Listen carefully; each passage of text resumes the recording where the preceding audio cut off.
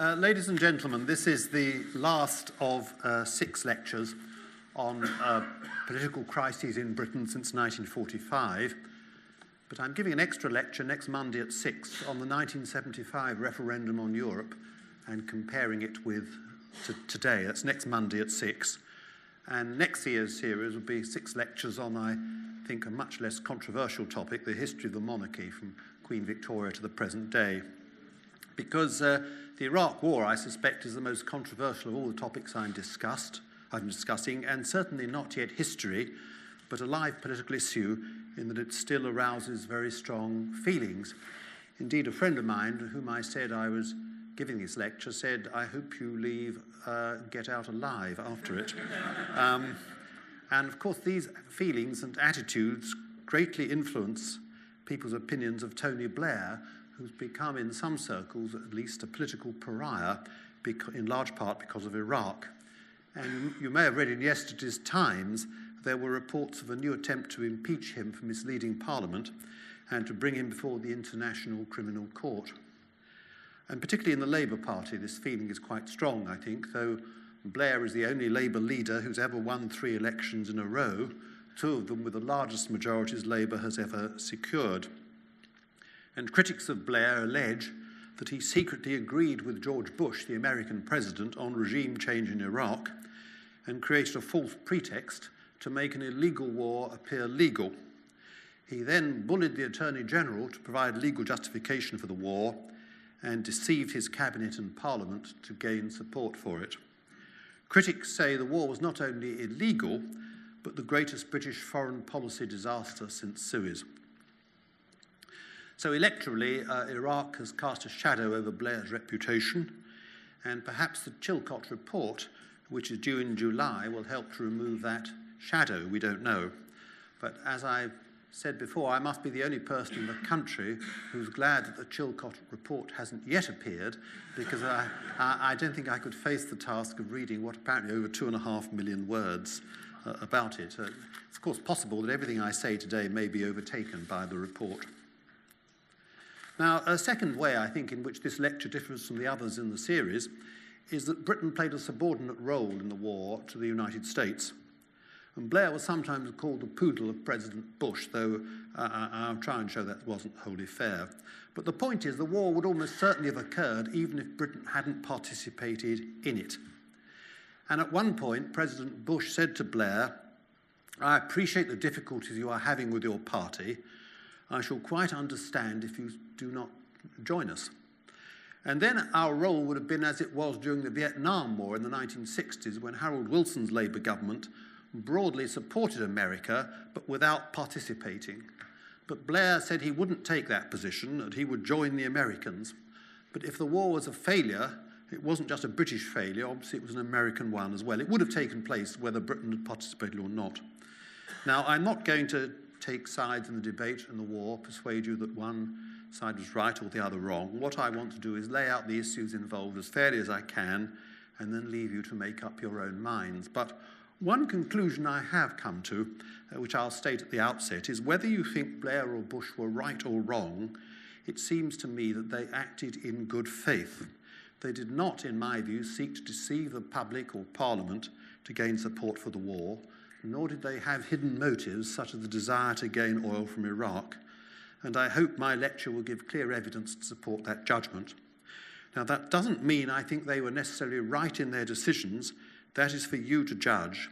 But it does mean they took their decisions with the best of intentions and in good faith. They may have been wrong, you must decide that, but I think they were not wicked in that sense. Now, the war was fought against Saddam Hussein, the ruler of Iraq, and he'd come to power in Iraq in 1979. He was brutal and ruthless, even by the standards of the other dictatorships of the Middle East. And he was a representative of the Ba'ath Party, whose ideas were formed in the 1940s by 2 Syrian intellectuals, and they were based on the ideas of Italian fascism and German Nazism. Now, the Ba'ath Party's ideology was secular, anti-religious, and also anti-communist. But Saddam Hussein, the political leader Saddam Hussein most admired was Stalin, and he took Stalin as his model. And he proved, I think, a fairly apt pupil. 5 days after coming to power, he called a meeting of leading members of the party, and he announced there had been a plot against his leadership. And he read out the names of 66 people present whom he said had been involved in the plot, who were ordered outside. Then he told the remainder of those present at the meeting that they had to act as a firing squad to shoot these 66, which they duly did. At a later stage, the prisons became overcrowded with political prisoners. So one of Saddam's sons took 15,000 of those serving the longer sentences and shot them to make room for more. And Saddam's sons were in fact as homicidal as he was and likely to succeed him in due course. And the Dutch United Nations Rapporteur for Human Rights said the brutality of the regime was, and I quote, so grave that it has few parallels in the years that have passed since the Second World War, and that the prevailing regime of systematic human violations remains a threat to peace and security in the region. In 1980, Saddam began a war with Iran, which lasted 8 years and ended inconclusively, and cost over 500,000 Iraqi lives. During that war, he used chemical weapons on Iranian troops. In 1988, to put down a revolt of the Kurds in the north of Iraq, he forcibly relocated Kurdish civilians in the north from their homes, killing at least 50,000 and probably many more. He used chemical weapons on the Kurds, that is, on his own people, something even Hitler had not done in peacetime, killing around 5,000 and causing birth defects in others. 6,000 Kurds fled to Turkey as a result. Now, before Saddam Hussein came to power, Iraq had been developing a nuclear weapon and had been aided by this by the French, and in particular by Jacques Chirac, when he was Prime Minister of France in 1974-6. There was a nuclear facility at Osirak in Iraq, known to critics of the French as Oshirac. And that was bombed and destroyed by the Israelis in 1981. And Israel was condemned by the international community, but it's worth considering how politics would have developed if Iran had become a nuclear power. Now, Saddam continued to develop nuclear weapons and also chemical and biological weapons. His foreign minister, Tariq Aziz, was to tell Richard Butler, the Australian head of the inspectors in Iraq, that we made biological weapons in order to deal with the Persians and the Jews. In 1990, Saddam Hussein invaded Kuwait to replenish his oil supplies, which had been badly hit by the war with Iran. This was the second time he'd invaded a neighbouring state, and the first time since 1945 that one UN member had annexed another.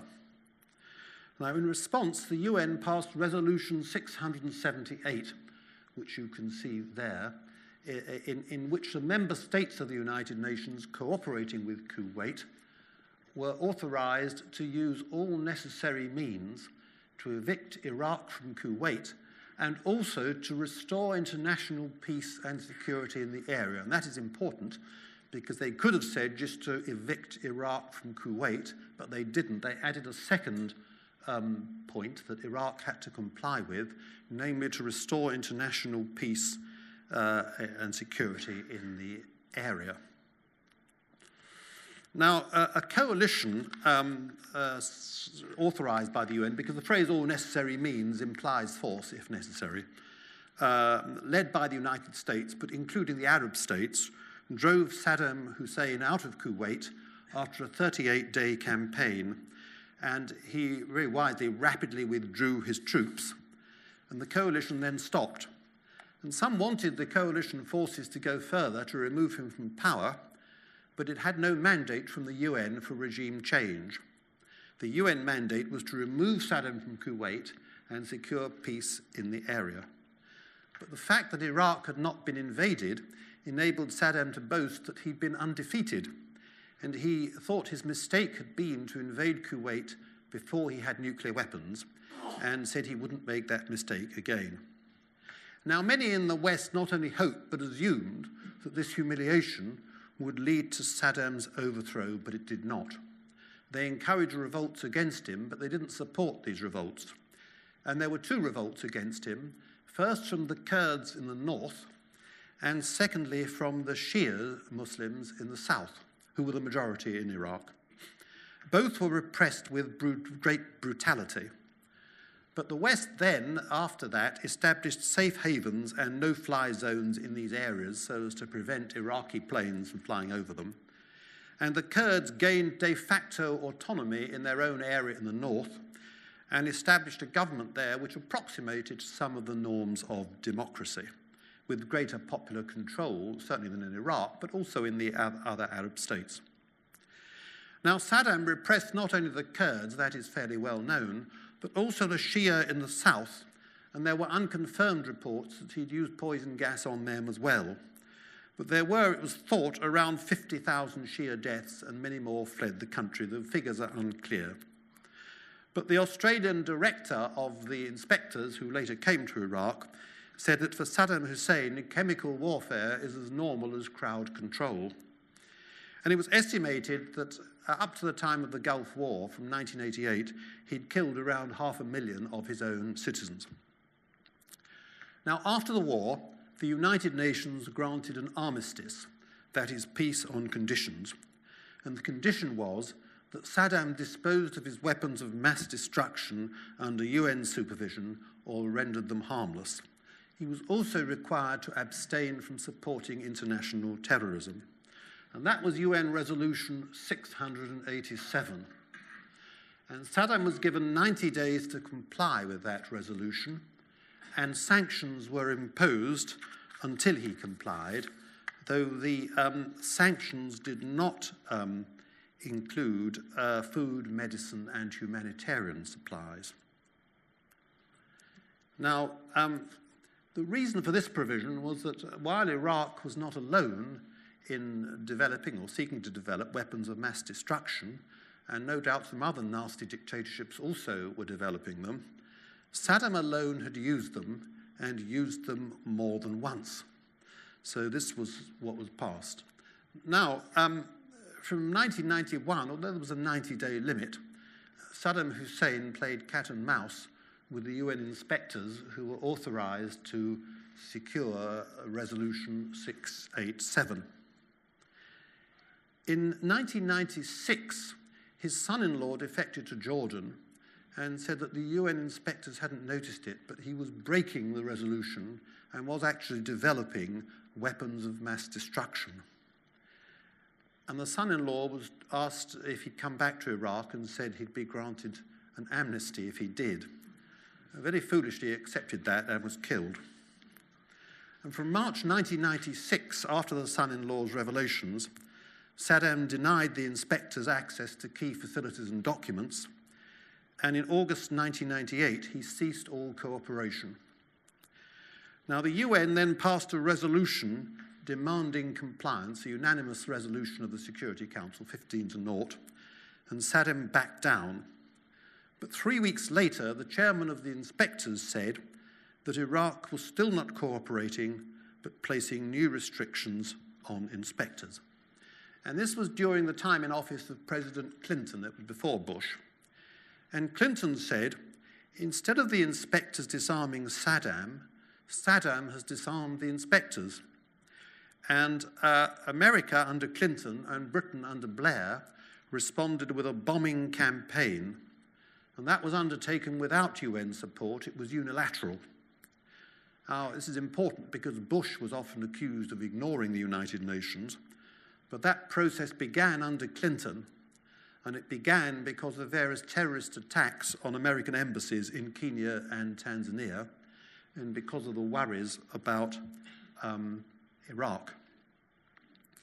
Now, in autumn 1998, the Republican-dominated Congress in America passed an act which Clinton signed called the Iraq Liberation Act, which adopted regime change as official American policy. It did not authorize military action to remove Saddam, but it allowed money to be sent to the Iraqi opposition and authorized various methods to undermine him. Now, all this happened, let me stress, under Clinton. Regime change was now official American policy, and this was almost as great a turning point in American policy as what happened after 9/11. The Americans were beginning to say, we can't rely on the United Nations to deal with these threats, and we can't really trust the Saddam regime. Now, Saddam Hussein failed to appreciate this. He thought, in my view, that democracies were too hesitant to resist him and that he could continue to play for time. Now, Tony Blair, the new British Prime Minister, or at least became Prime Minister in 1997, said that he was going to follow what he called an ethical foreign policy. And in March 1999, without UN authorization, he committed troops to Kosovo to counter what he regarded as a Serbian threat of genocide against the Albanian Muslim population. And he couldn't get UN authority for it because the Russians would have vetoed it because Serbia was Russia's ally. And NATO began a 78-day bombing campaign of targets throughout Yugoslavia, which led to the end of the Serbian dictator Milosevic. And the argument for that was humanitarian relief. And it was supported by Robin Cook, who was the Foreign Secretary, who was to resign over Iraq. And in Iraq, humanitarian relief was a secondary consideration. It wasn't the main or even the only legal justification for the war. But Kosovo, for some, provided a precedent for action taken without UN approval for a purpose which many believed was justified. Now, the International Court of Justice disapproved of the invasion of Kosovo, and the House of Commons Foreign Affairs Committee said that it was of dubious legality in the current state of international law, but justified on moral grounds. And it was supported by the EU and NATO, which didn't support the Iraq war, though many members did. Now, this was the context, then, in which 9/11 came about, which was the worst single terrorist threat in the history of the world, and made people feel there was a threat of unlimited destruction and unlimited casualties. And that fundamentally altered British and American policy towards Iraq.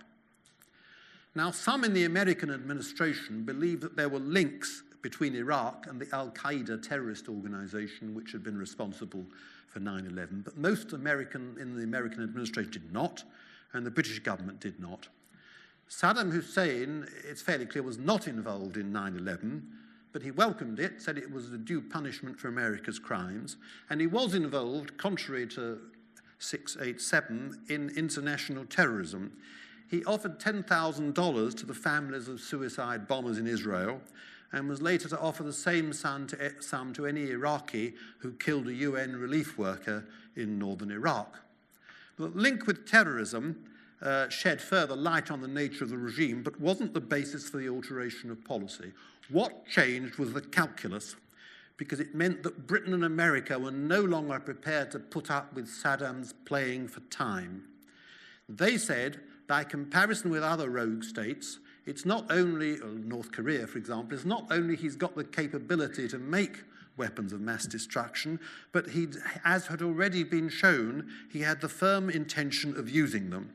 And the regime of containment and ineffective sanctions, they said, had run its course. He'd been given 90 days in 1991. It was now 10 years later, and the international community now had to show that Saddam could no longer flout UN resolutions but had to comply. And that meant a policy of deterrence backed up by force. And that was a change, again, a further change in British and American policy, which Saddam failed to appreciate. Now, Bush and Blair both came to the conclusion that the policy of containment, as it had been carried out so far, inspection and sanctions, were insufficient.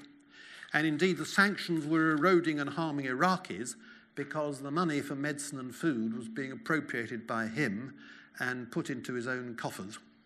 And Russia, with some support from France, was watering down sanctions. Both countries had commercial interests in Iraq. Now, in the 1990s, John Major's government was accused of allowing dual-use goods to be sold in Iraq. That is, goods that could be used to make weapons of mass destruction in breach of sanctions. But the Russians and French were breaking sanctions on a much greater scale and profiting from the fact that British governments on the whole did their best to ensure compliance with sanctions. Sanctions were also being broken by the neighbouring states, Syria and Jordan, and Saddam was selling oil on the black market to them. 200,000 barrels a day were being sold in defiance of sanctions. So they were not working effectively. And there was a danger of Saddam using this oil revenue, people thought, to make weapons of mass destruction. So the calculus changed in the sense that Britain and America thought it was much more dangerous than it seemed in the past to allow Saddam to be in possession of weapons of mass destruction, precisely because his past behavior had shown he would use them. So there was a link between weapons of mass destruction and regime change in this obvious sense that the very nature of the Iraqi regime and its past actions meant these weapons would be a much greater danger to the civilized world than the possession of such weapons, certainly by a democracy or even by other rogue regimes, which were much more cautious about using them. And as we have seen, America had adopted a policy of regime change in 1998, largely because of this, and that case seemed even stronger after 9/11. Now, all this certainly altered 9/11 did alter the attitudes of the Bush administration. Bush had won the presidency primarily on domestic issues, and his first meeting with Blair in February 2001, Bush said his priorities were education, welfare, and reducing the size of the state. And at first, his policy on Iraq was a continuation of Clinton's before 1998, simply containing Saddam by tightening sanctions. As his Secretary of State, Colin Powell, put it, keep Saddam in his box. Now, all that changed after 9/11, and in October 2002, there was a joint congressional resolution authorizing the use of force in Iraq. It was passed by a majority of 296 to 133 in the House and 77 to 23 in the Senate, and that was a larger margin than America supported the Gulf War in 1991. It was supported by all the Republicans, but the Democrats were divided, though many Democrats voted for it. Joe Biden, the current vice president, voted for it. So did Hillary Clinton, so did John Kerry. But Obama, who was not yet in the Senate, was against. And the policy now was that UN resolutions must be firmly enforced, and if Saddam did not comply fully, force would be used to ensure compliance. And British policy was to support America, but on conditions. It's not true, as is often said, that Blair offered America a blank cheque. Now, the British ambassador, Sir Christopher Mayer, said that at a meeting at Crawford in Texas in April 2002, Blair had pledged, and I use his words, in blood, end of quote, to support Bush and regime change. The difficulty with that was that Sir Christopher was not actually present at the meeting between Bush and Blair, and both deny this happened, and those who were present at the meeting deny it happened. But Blair insisted on two conditions for his support. First, that Bush had to go to the UN and work through the UN, which was something that Bush was unhappy about doing, and some of his administration, particularly Vice President Cheney and the Secretary of Defense Rumsfeld, did not want to do. Their line was, Iraq's an enemy of America and has to be dealt with. The UN's irrelevant. But Bush said he didn't need further authority because he had the joint congressional resolution of 1998 passed under Clinton and the one of 2002. But Bush agreed under pressure that he would use the UN. He later very much regretted it. Blair also insisted that America had to revive the stalled Israeli-Palestinian peace process because he said if that problem could be dealt with, the other Arab states would be much more sympathetic to the American position. Blair thought that Arab resentment against America, which was seen as Israel's protector, would be lessened and there'd be more Arab support for an attack on Iraq if that proved necessary. Now, Bush agreed to that too, but the peace process led nowhere. Now, contrary to what Sir Christopher Mayer implies, the Crawford meeting did not decide upon immediate regime change, though it did lay out contingency plans. As yet, there was no definite commitment to war. The first choice was to continue to use diplomacy, but with a different approach. And they argued that if Saddam was convinced that America in particular would use force, he might comply with his obligations, though perhaps they were pessimistic about whether he actually would. They said he had to be convinced there'd been a change of view in America and Britain. And as late as September 2002, Bush told Blair at Camp David, "I don't want to go to war, but I will do it." Now, the problem facing Bush and Blair was clear, that Iraq had cheated before, and Saddam had done everything he could to develop weapons of mass destruction. Resolution 687 had given him 90 days. We were now in the autumn of 2002, in 11 years, and the situation was unclear. If he was not hiding weapons of mass destruction, why was he playing cat and mouse with the inspectors? As we've said, they were excluded in 1998. They were readmitted late in 2002 when British and American troops, to the extent of 250,000, were placed on Iraq's borders, in other words, when he seemed to face a threat of force. But people said he had a lot of time to hide the evidence between 1998 and 2002. Could the evidence be discovered? Before the Gulf War, the International Atomic Energy Authority had failed to detect Saddam's nuclear weapons program.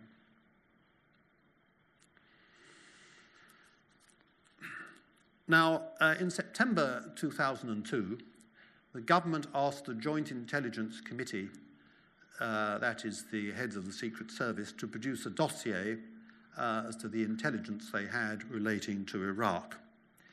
And this dossier became very controversial because it made this statement: his military planning allows for some of the weapons of mass destruction to be ready within 45 minutes of an order to use them.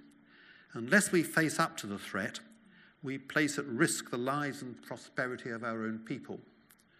Now, reading that, you might think this meant they could be launched on Britain in 45 minutes. But the actual meaning was they related to battlefield weapons in Iraq or Iraq's borders, not to any attack on Britain. And in a report on the intelligence in 2004, conducted by Lord Butler, who, as Sir Robin Butler, had been Cabinet Secretary, he said the various judgments in the dossier went to, and I quote, "they went to, although not beyond, the outer limits of the intelligence available." And he said they should have made that clear, and they should have made clear what the limitations of the intelligence were, that it was patchy and unclear. Perhaps all intelligence, particularly about a totalitarian state, is bound to be unclear. But he did say there was no deliberate attempt on the part of the government to mislead, no evidence of culpable negligence or deliberate distortion. It's important to note the document was produced by the intelligence agencies, not by the government. Blair wrote a foreword to the report, but he didn't actually write the document. But it omitted caveats that the evidence was thin, unclear, and uncertain. And Lord Butler said the 45-minute claim should not have been included. However, it's fair to say, on the other side, that the 45 minutes was in no way crucial in the justification for war. It was not mentioned in the Commons debate on the war in March 2003 and became important only in hindsight. Now, the Butler Report said that a little earlier, in March 2002, the intelligence advice was that Iraq continues to develop mass destruction, though our intelligence is poor. It continues with its biological weapons and chemical weapons programs, and if it has not already done so, could produce significant quantities of biological warfare agents within days, and chemical warfare agents within weeks of a decision to do so. We believe it could deliver chemical and biological weapons by a variety of means, including ballistic missile warheads. There are also some indications of a continuing nuclear program. And the intelligence people said Saddam has used weapons of mass destruction in the past and could do so again if his regime were threatened. Now, Dr. David Kelly, a government scientist, was accused of leaking details of the government's plans to the media and very tragically committed suicide when the media found this out. He was, ironically, in favour of the war, and he said that the long-term threat remains Iraq's development to military maturity of weapons of mass destruction something only regime change will avert. Now, British intelligence services, and American for that matter, were much criticised after the Iraq War, but it's important to note that it wasn't just the British and American intelligence services that believed Saddam Hussein had weapons of mass destruction. The intelligence services of almost every country, including those countries opposed to the war, France, Germany, and Russia, also said the likelihood was that Saddam was developing them. And Bush was told by the German ambassador, and Germany was a country opposed to the war, Germany said, I think all of our governments believe that Iraq has produced weapons of mass destruction and that we have to assume they still have weapons of mass destruction. Now, in November 2002, the Security Council, by a unanimous majority, 15-0, passed Resolution 1441. It said that Iraq was still in material breach of 678 and 687, and it had, and I quote, a final opportunity to comply within 30 days or face serious consequences. Now, this resolution confirmed what the other resolutions had said, that contrary to what many think, it wasn't the onus wasn't on the inspectors to prove that he had these weapons of mass destruction. It was, particularly with 1441, the onus was on Saddam to show that he had them and was destroying them in conformity with earlier resolutions. Now, that was passed unanimously, as I say, and therefore no member state was in doubt that Saddam had not complied with the earlier resolutions and that he'd probably still have these weapons. No state said it was unlikely Saddam had them anymore. He had a week to respond and a further 30 days to comply. And the resolution then said the UN was then to convene to consider the outcome. Now, 5 days after the resolution was passed, Saddam allowed the inspectors in again. But the resolution was ambiguous, and deliberately so. It didn't say whether or not a further resolution was needed to authorize military action. 678 had used the words all necessary means, and that implies war. This one said serious consequences, which does not necessarily imply war. It neither affirmed nor denied that you needed a further UN resolution to go to war. An attempt by Russia and France to insert language to the effect that military action required another resolution was defeated. But the resolution did not authorize force, and the Security Council rejected the words all necessary means which would have authorized force, because France and Russia would not have agreed to an explicit authorization of force, nor to an automatic trigger, whereas Britain would not agree to an explicit commitment to a further UN resolution. So the issue of whether a second resolution was needed was at the least uncertain. And you may say, if you're opposed to the war, you shouldn't go to war on an uncertain or equivocal resolution. Now, it was reasonable to suppose that another UN resolution was needed to authorize force, or at least that it would be for the Security Council to consider whether Saddam had complied, not for individual member states. And the Security Council had no reason to believe the Security Council had delegated authorization for the use of force to Britain and America and those countries which supported them. Well, the problem was, suppose it was obvious that Saddam hadn't complied, but the Security Council, for reasons related to the politics of, for example, France and Russia, wasn't going to act, as in fact occurred. And that faced Britain and America with a difficult dilemma. Now, at first, Blair hoped for a second resolution. Bush, by this time, was getting fed up with the United Nations. But Blair said, we better try and get a second resolution. And he worked hard with the Americans to get one, because after all, he said, you're in no doubt that Saddam still has these weapons.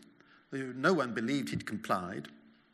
And had the opponents of a second resolution now got cold feet, or were they, some alleged, perhaps unkindly, that France and Russia were influenced by their commercial contracts with Iraq?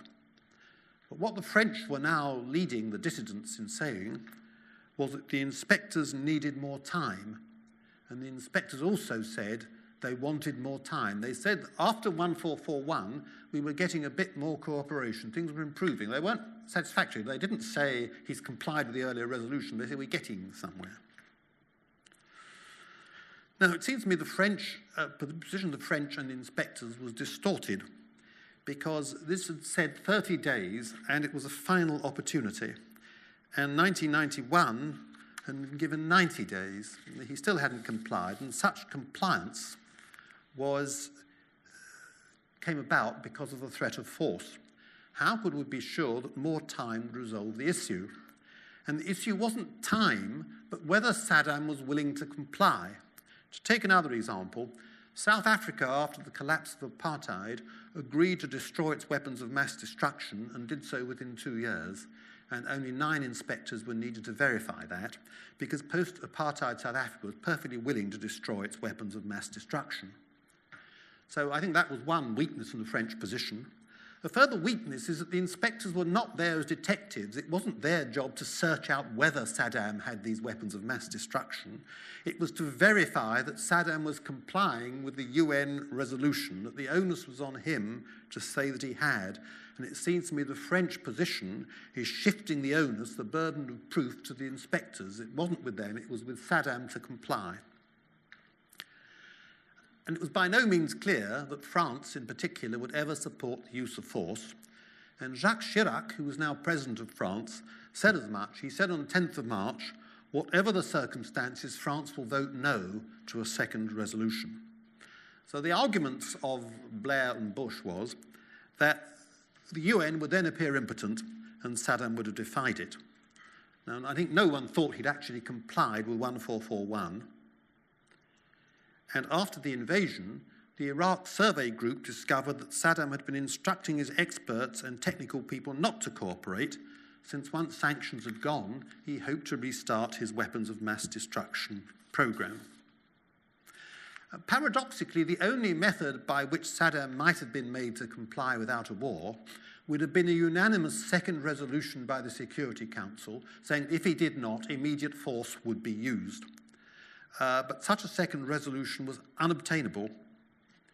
And if no such second resolution was unobtainable, it was likely that Saddam would not comply because he'd be aware he didn't have to face the threat of force. Now, if the UN took no action, it would be, to paraphrase what Clinton said, the UN that was disarmed, not Saddam, since he'd be aware he had nothing to fear in the event of non-compliance. As it was, the UN position seemed to be to tell Saddam, unless you comply within 30 days as we have demanded, we will give the inspectors more time and perhaps issue another ultimatum. If you do not comply, you'll be given more time, and you've been given more time since 1991. Would there be another final opportunity? This was the final opportunity. It may be the French and others regretted their support for 1441 and thought it had gone too far, but it was very, very clear in its wording. Now, the majority of the permanent members of the UN Security Council did not support the use of force, and the majority of elected members did not either. Was the intervention legal? Now, the Attorney General said it was, even in the absence of a second resolution, because he said that there was still a threat to international peace and security, and that 678 authorized force and set out the ceasefire conditions, and that 687 revived authority to use force under 678, whereas 1441 confirmed that Saddam was still in material breach. So this was a breach of the armistice, and the doctrine of implied authorization to use force was there in previous UN resolutions. Now, most international lawyers, not all but most, think that argument is unsound, because 678 authorized a coalition supported by the UN to take action. It did not delegate authority to Britain, America, and their allies. None of the legal advisors in the Foreign Office believed that there was a legal justification for the war, and one deputy head resigned. And Robin Cook, leader of the House and former Foreign Secretary, also resigned. And the objection to the doctrine put forward by Goldsmith, the Attorney General, was that it wasn't for the parties to the conflict to decide in their own case, and that 1441 would not have received unanimous support if those who supported it believed that it provided for immediate war in the event of non-compliance. Now, let's assume that we think the war couldn't be justified in international law, and I said that was the view of the majority of international laws, though not all of them. Because international law is more amorphous and uncertain than domestic law, and there are no means, as there are in domestic law, of enforcing it. You may remember when I gave a lecture on Suez, that Honorin Bevan, who was opposed to Suez, said there was only one slogan worse than "My country, right or wrong," and that was "the United Nations, right or wrong." Now, could the actions of France and Russia be the real arbiter of international law? And if so, what had that to do with international morality? After all, the leader of Russia was an ex-KGB officer. Now, why should his judgment have anything to do with international law or morality? Now, China was also opposed to the war on the Security Council, but why should they, they're a notoriously repressive regime, why should they be the arbiters of international morality or law? And this draws attention to the fact the United Nations is not a court, but a political body making decisions on political grounds, difficult to accept. It's the fount of all morality in international affairs. Now, if Saddam had weapons of mass destruction, his position would be immensely strengthened. He could invade Kuwait or Saudi Arabia to get oil, and the costs of removing him would be horrendous. And if that happened, people in Britain and America would turn on Blair and Bush and say, "Why did you not act against Saddam in time? You were criminally negligent. You have cost many lives, not only in the Middle East, but the lives of British and American troops." I think people wouldn't have accepted as an excuse that there was no support in the UN for action against Saddam. Now, a lot of people criticised British governments in the 1930s, the Baldwin and Chamberlain governments, for not stopping Hitler when he was weaker. They said he could have been removed with much smaller loss of life if you dealt with him earlier. Now, any attempt to remove Hitler, I think, before 1938 would have aroused great opposition at home and had little domestic support. And in the 1930s, the League of Nations proved unable to prevent aggression by Mussolini in Abyssinia. Now, I've given the example of Kosovo, where Britain intervened without United Nations support. There are other examples of regime change on that basis. The Indians intervened in 1971 to protect Bangladesh against attacks from Pakistan. They were condemned by the UN General Assembly. Tanzania intervened to remove General Amin in 1979, and the Vietnamese intervened in Cambodia to remove Pol Pot, a murderous dictator, in 1979. Now, in 1950, Britain and the UN had authority to resist the North Korean attack on South Korea because the Soviet Union, for various reasons, was boycotting the Security Council. Had they not been boycotting it, they would have vetoed it. Now, the political argument against war was that Saddam Hussein was no more of a threat than he had been since 1991, that containment and sanctions, though not working perfectly, were, in the words of Colin Powell, that I've used before, keeping him in his box. It had been partially successful. In the words of the Butler Report, it had frozen Iraq's nuclear program and prevented her from rebuilding her chemical arsenal to pre-Gulf War levels.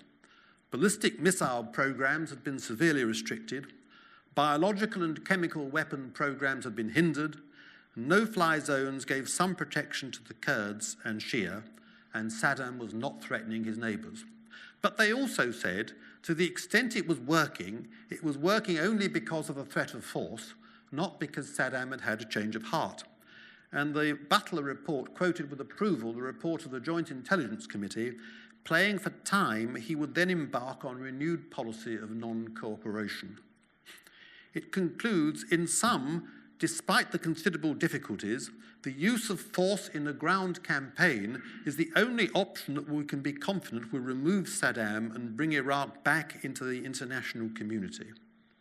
So once the threat of force was removed, containment would no longer work. And Bush and Blair faced what I think is a cruel dilemma in which there were no easy answers. They believed if they failed to act, they would have to act later and in far less favourable circumstances, and that would be blamed for future generations of not confronting an evil dictator when it was possible to do so at much lesser cost. It was the same dilemma faced by British governments in the 1930s.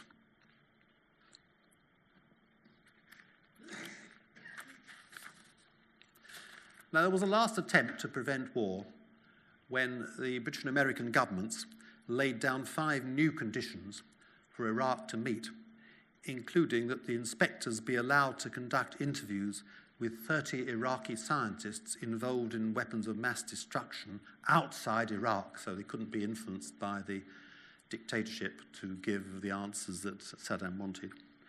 The inspectors added a further condition of their own, that Saddam publicly call on all Iraqis to cooperate with them. That had no response from Iraq. Now, by 15th of March, when the House of Commons debated this, it was 127 days since Resolution 1441, which had given Saddam 30 days. And he was now, the Commons was told, in breach of 17 United Nations resolutions. The Commons, for the first time in modern history, actually had a vote on the war. There was no vote in 1914 or 1939, and it was thought that although there'd be a majority for the war, there wouldn't be a majority in the Labour Party, which meant that Blair would have to resign, and indeed the Cabinet Secretary was preparing papers for a transition of Prime Minister.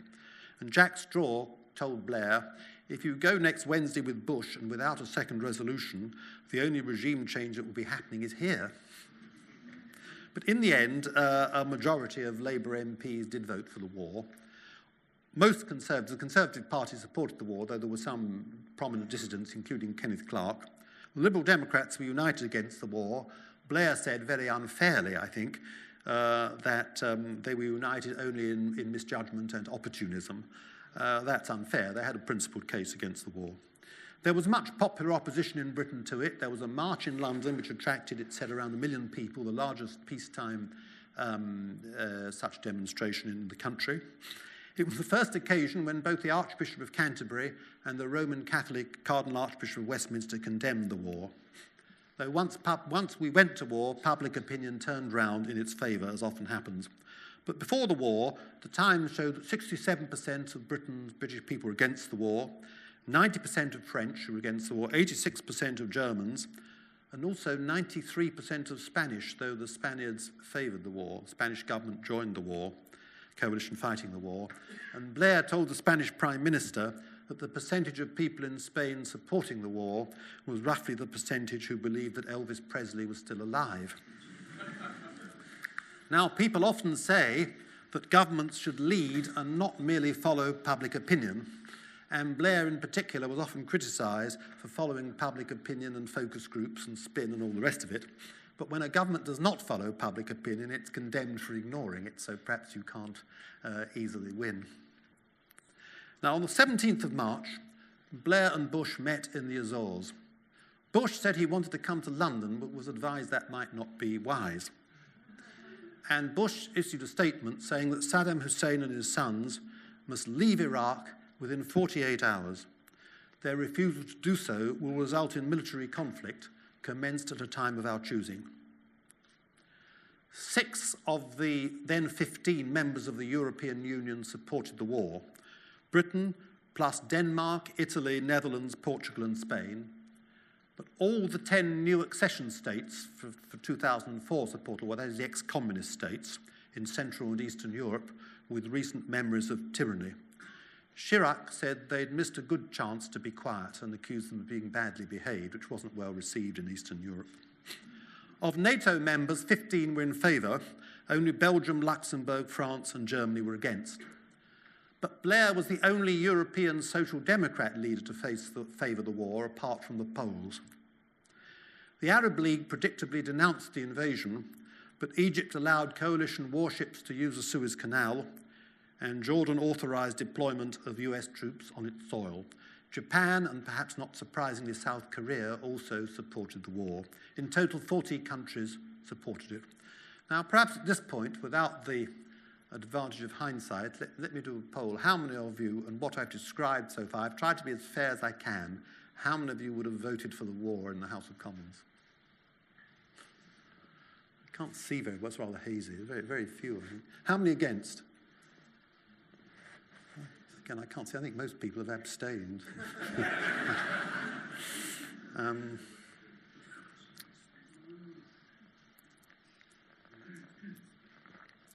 Now, victory was achieved in the war in less than 2 months with very few casualties. Iraq was a country the size of France or California. There were around 1,000 British deaths, some from friendly fire. But no weapons of mass destruction were found. And some said that Blair and or Bush were liars, that they deliberately said there were weapons of mass destruction, knowing it was false, so as to make a case for war. If you think about it, that's absurd.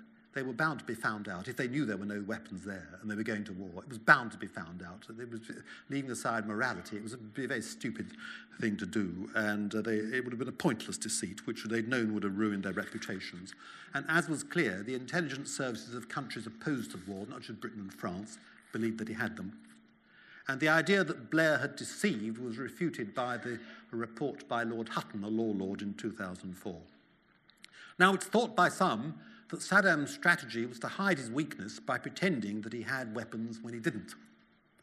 But it's also possible in that sort of state that his subordinates were too frightened to tell him that his position was much weaker than he thought, and that the UN had actually succeeded in getting rid of a lot of the weapons.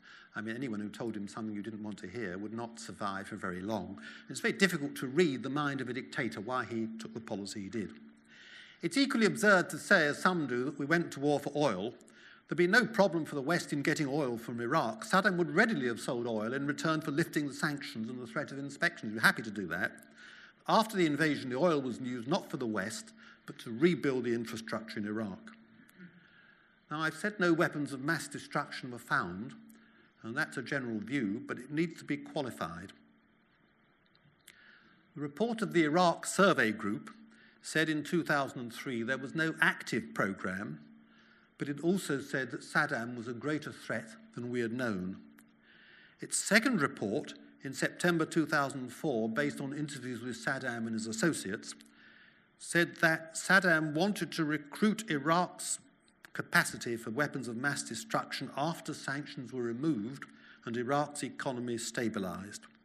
And the Butler Report said that prior to the war, the Iraqi regime had the strategic intention of resuming the pursuit of prohibited weapons programs, including, if possible, its nuclear weapons program, when UN inspection regimes were relaxed and sanctions were eroded or lifted. They also said he was importing dual-use goods in breach of sanctions, and that, unknown to the United Nations, he maintained laboratories that could quickly be reactivated to produce weapons of mass destruction.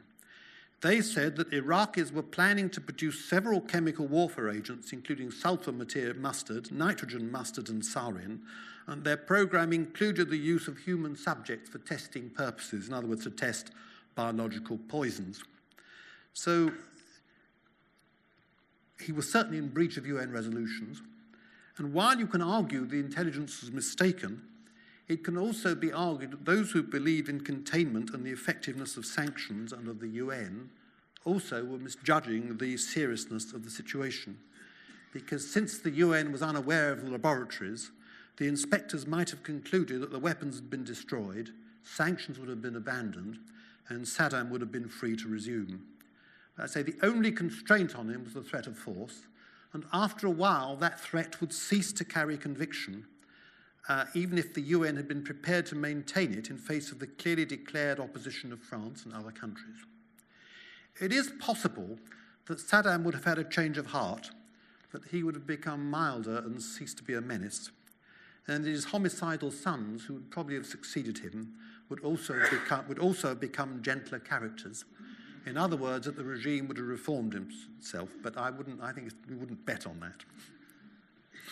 Now, the aftermath was there was an elected and legitimate government in Iraq, and there still is a legitimate government in Iraq. And the Kurdish areas became, for all practical purposes, independent.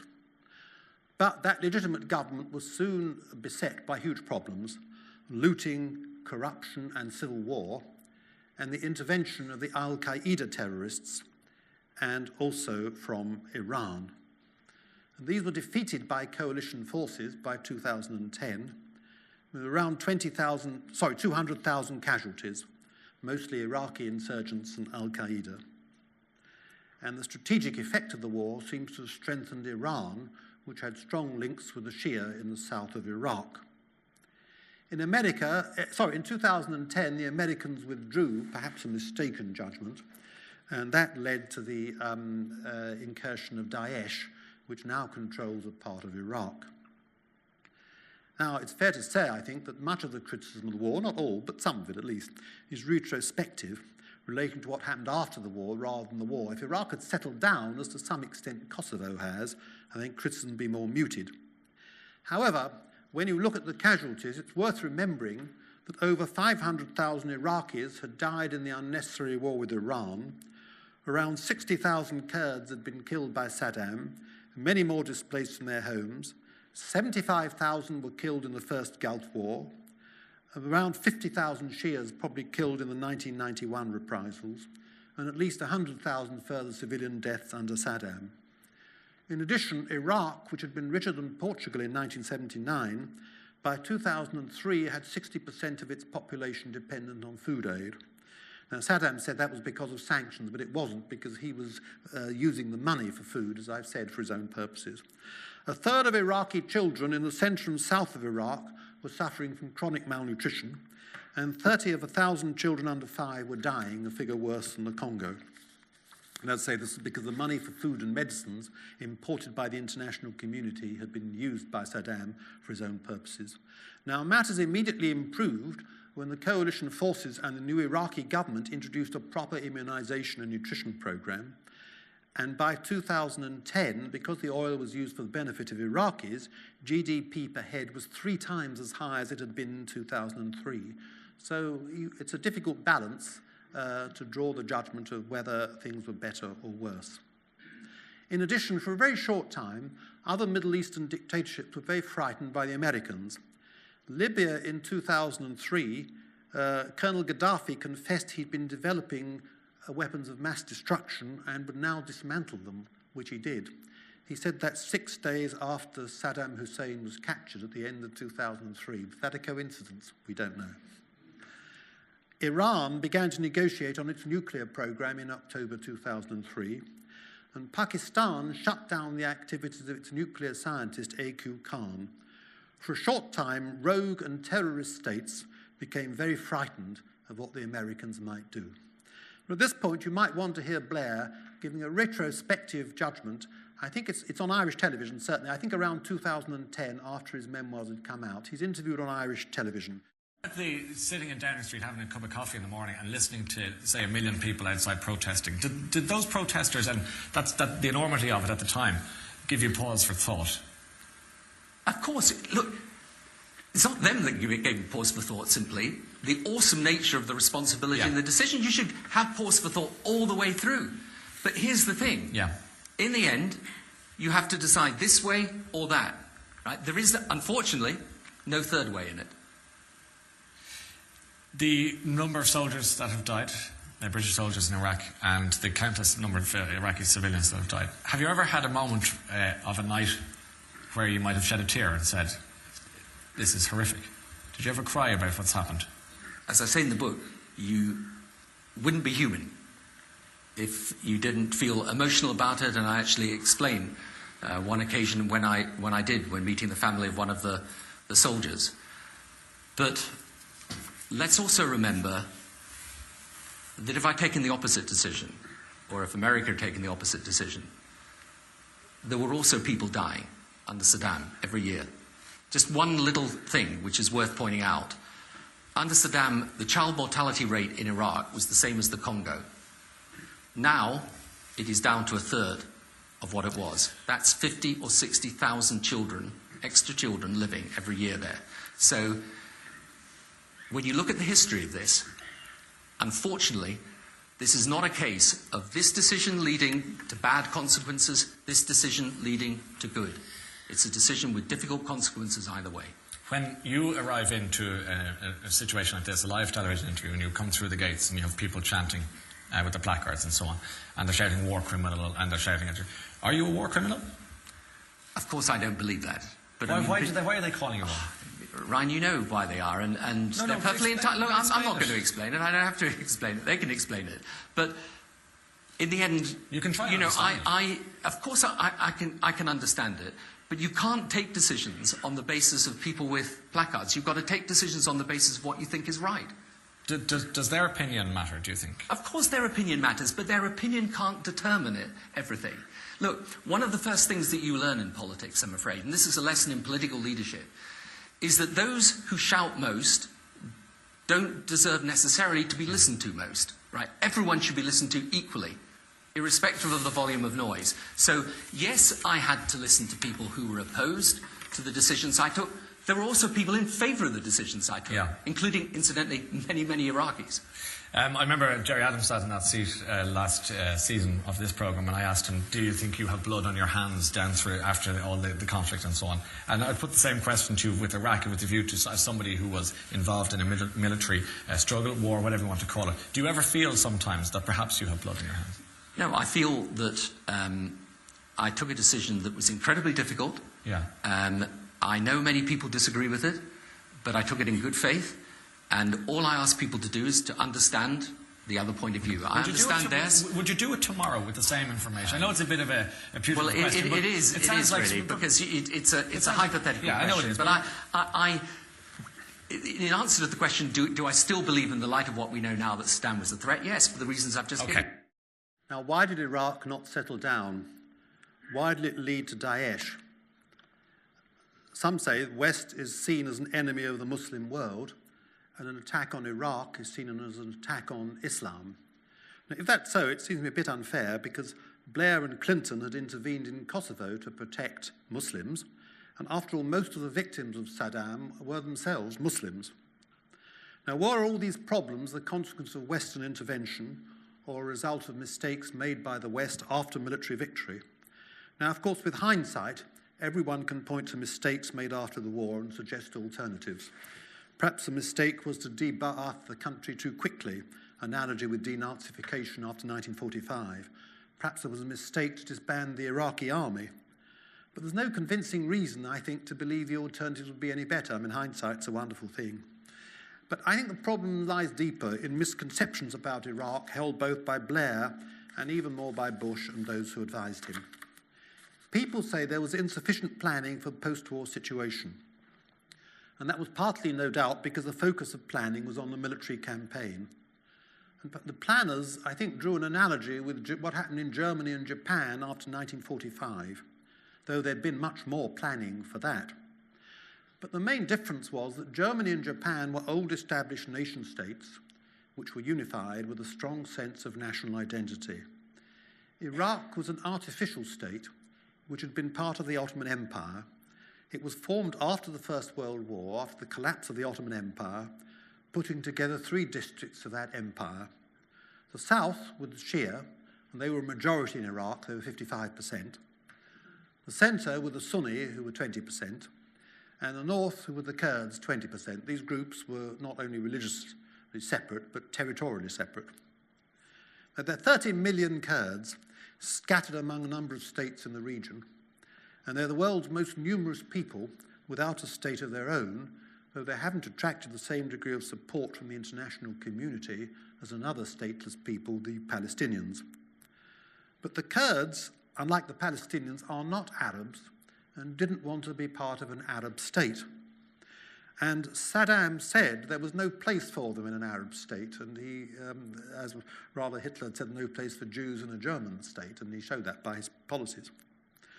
Now, Iraq had been put together when Churchill was colonial secretary at the end of the First World War, and Churchill for a time had favoured a separate Kurdish state, but he was overruled by colonial office officials because they said, firstly, it'll destabilise Turkey, but more important, they said, the Kurds and the Sunnis will together offset the Shia majority and so help stability in Iraq. And Churchill later regarded that as a mistake.